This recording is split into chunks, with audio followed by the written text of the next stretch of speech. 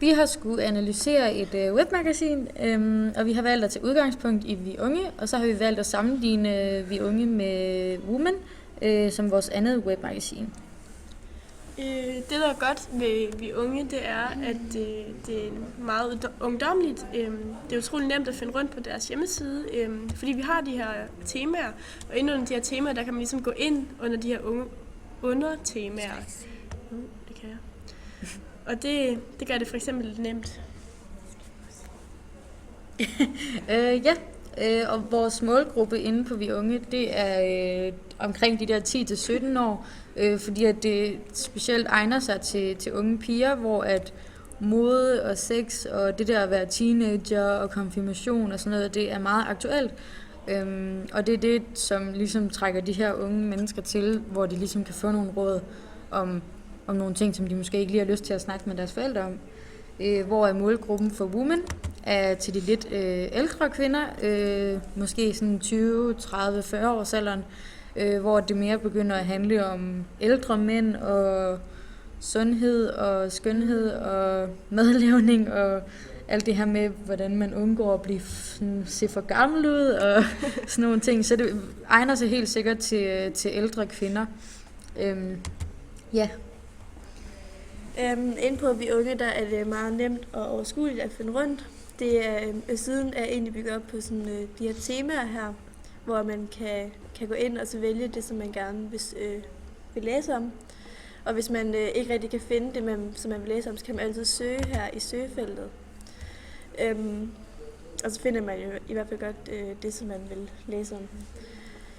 Og så er siden meget overskueligt. Der er ikke så mange reklamer. Der er lige noget heroppe i toppen, men ellers så er der ikke rigtig noget, som der sådan forstyrrer. Der er ikke så meget støj.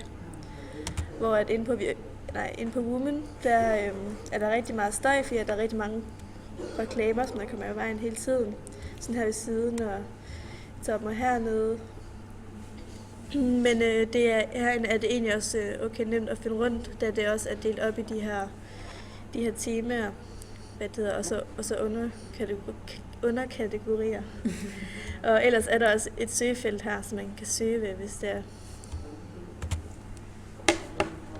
Ja, det vil altså sige, at det er ret så nemt at finde rundt inde på specielt Vi Unge her, fordi at der er de her underemner, som man kan gå ind og finde.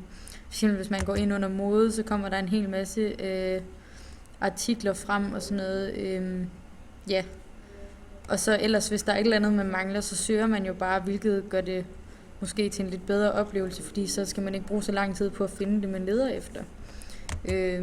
Men der er det sådan set det samme med Woman, fordi de har også søgefeltet, og de har også under kategorierne. Men støjen gør det jo lidt besværligt, fordi at der ligesom, så mister man ligesom noget fokus, som gør det støjende.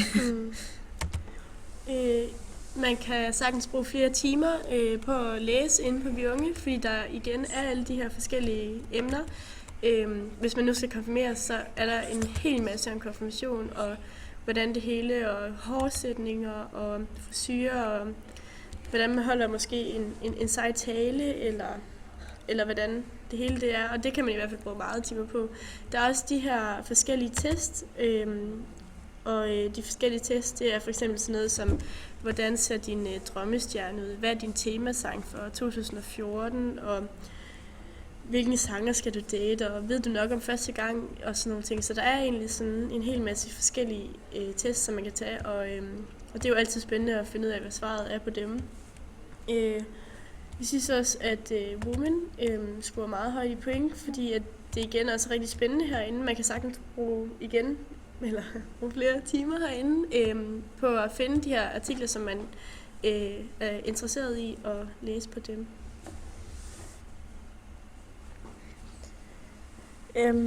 Inde på Vi Unge, altså der kan vi ikke rigtig finde noget, som der sådan skal være mere af, eller noget, som der mangler herinde, fordi at det jo dækker rigtig mange ting herinde. At der er jo alt fra kærlighed til sex til mad, til kendte mennesker og test og sådan noget. Og inde på Woman, der mangler der heller ikke rigtig noget, da der jo også for den aldersgruppe mest bliver snakket om det der med sex og mad og sådan noget. Ja, vi unge, de går meget ind for ligesom at aktivere deres læsere. Og de har også en Facebook-side, som man kan like og følge med på, hvis der kommer en ny artikel og sådan noget der.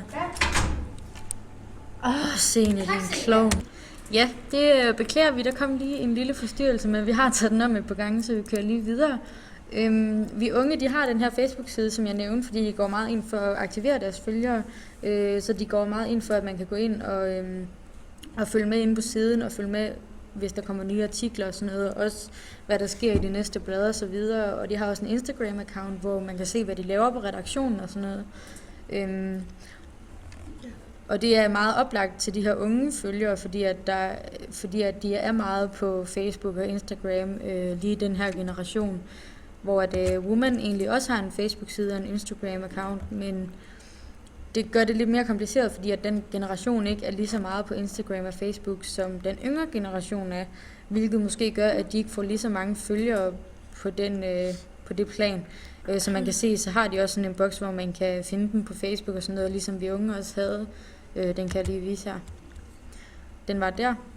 Så det er rimelig nemt at komme ind og følge dem og sådan noget, men det er 2 forskellige generationer, så det er nemmere for vi unge at få læsere den vej igennem.